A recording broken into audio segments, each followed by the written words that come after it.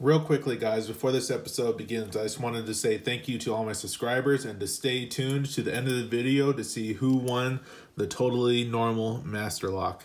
Hello, my friends, and welcome back to another episode of the Challenge Lock series where we are continuing to ask, is there a lock hard enough to beat me?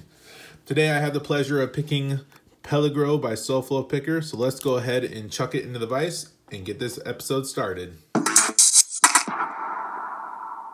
Firing it on up, we have the lock in the vise. We can see the key does work. Here is the bidding on the key. And to show that we have conquered this lock, we are going to pick it in both directions. Starting off with 50 thousandths top of the keyway going counterclockwise. And we have our hook one from Peterson.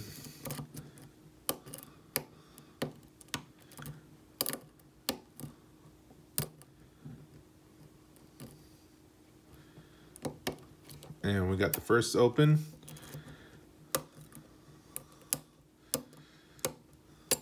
Oop.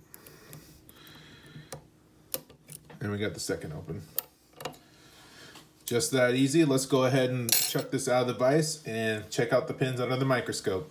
So we have the lock gutted, and what's interesting to me, particularly about this lock, just from an eye's glance, is these appear to be hand-filed pins, which the only other person that I know of that has done hand-filed pins was actually myself, but pre me using the Dremel. Looking at the core, there's no modifications to the core. It's stock. Here is our Schlage keyway, SC4 keyway. Here is the bidding on the key one more time up close so you can see it a little bit better.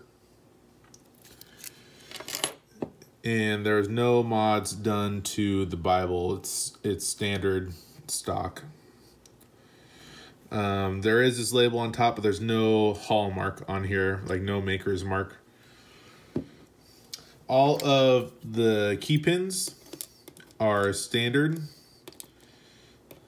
No modifications were done to the key pins. We have one standard Bible pin.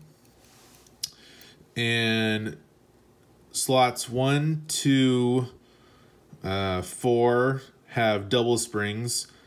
Slot 3 has a weak spring, and slot 5 and 6 have the normal mortise cylinder springs.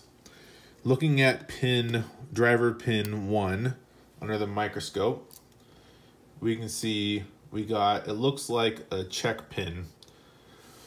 And I can't tell, I think this might be the queen from the set. I haven't looked at the set in quite some time, but you can see it's very even across the whole board.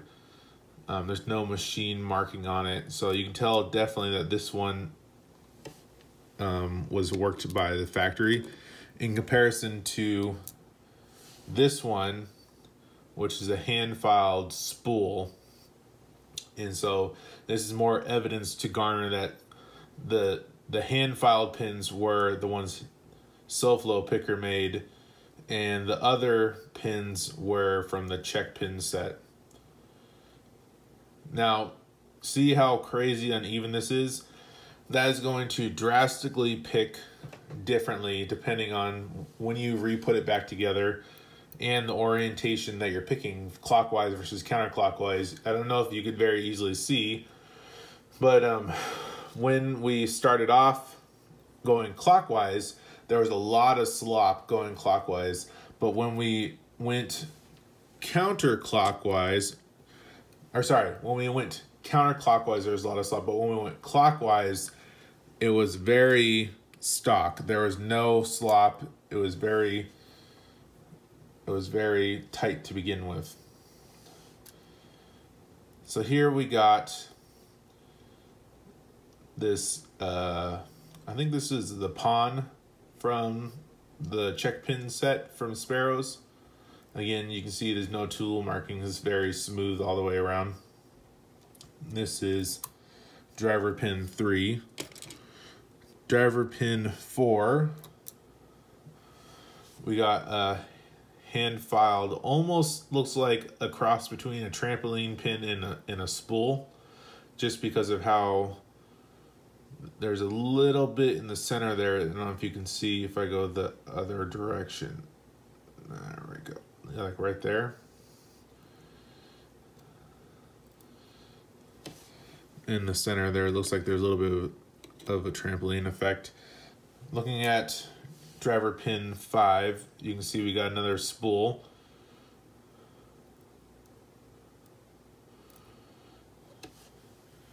And like I said earlier, driver pin 6 is a standard. And just real quickly, we can look at one of these springs just to see.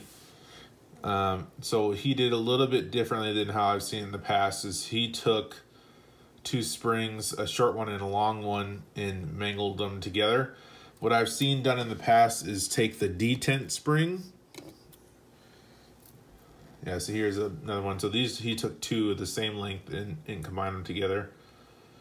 But usually what I see is that you see one long spring and a detent spring in the center. So you still get the initial regular spring bounce, and then it compresses significantly more when you hit that detent spring.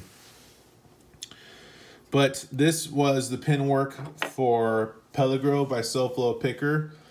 Thank you all so much for watching. Stay tuned to the end for the comment question of the day and the giveaway announcement.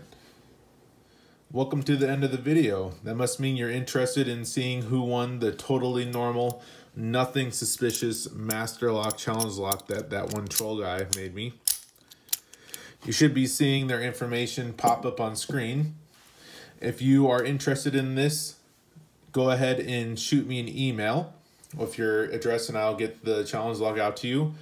Now, little update on how we're going to proceeding going forward. All my challenge lock videos going forward are going to be a little bit different. I'm going to be using the comment question of the day to pick a winner for each challenge lock that I picked. So for example, this challenge lock today is going to go to a lucky winner. So the comment question of the day, if you want to win this challenge lock and be able to pick it, the comment question of the day is, what keyway gives you the most trouble? The keyway that gives me the most trouble is the Corbin Russwin keyway. It just, I don't know why, but the paracentric in there just really messes with me. So comment down below what keyway gives you the most trouble. What I'm going to do is on the next challenge lock video, I'm going to draw a random winner. So instead of just me choosing blindly, I'm going to use a random comment draw to pick the winner. And so you have a chance to win this challenge lock. So go ahead and comment down below. And if you want this challenge lock, go ahead and shoot me an email with your address. If you're not interested in it, just let me know, or don't let me know, and I will just pass it on to someone like I normally do. Thank you all so much for watching. I hope you guys have a wonderful day. Like, comment, subscribe, and I'll talk to you guys in the next one. Bye.